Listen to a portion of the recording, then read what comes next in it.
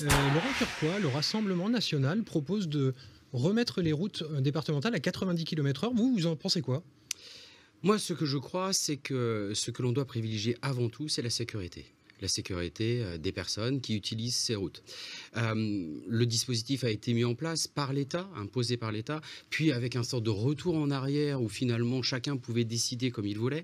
Ce que je crois, c'est l'uniformisation de nos réseaux, faute de quoi les gens ne comprennent pas. Ils passent d'un département à un autre, un coup c'est 80, un coup c'est 90. Moi, je crois que le seul élément sur lequel on doit se baser, c'est la sécurité. Si pour diminuer les accidents, il faut maintenir à 80, alors je pense qu'il faut maintenir à 80. Laurent Turquois, vous êtes pour ou contre l'implantation d'Amazon? Ça, c'est très clair sur le programme notamment de Michel Ménard sur Amazon. Vous dites quoi sur ce projet à Montbert?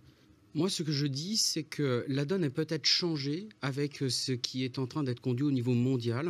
Et sur cet élément qui était particulièrement inadmissible, c'était que ce genre d'entreprise ne paye pas d'impôts en France.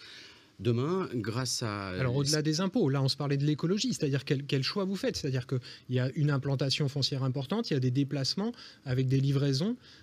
Alors on parle de 1500 emplois derrière évidemment, C'est mais ça. l'équilibre entre les deux, Eh qu'est-ce que bien, vous dites? Vous êtes pour ou contre ce projet? moi, je suis plutôt pour l'implantation d'Amazon, simplement parce qu'il répond à un phénomène de société.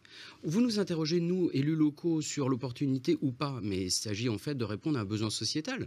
Aujourd'hui, l'économie change et on voit bien que ça nécessite aussi des infrastructures. En revanche, ce que je ne souhaite pas, c'est que ces entreprises ne payent pas les impôts qu'elles doivent payer. Et je rappelle qu'à 15%, on est encore loin des 26% que les autres entreprises françaises payent.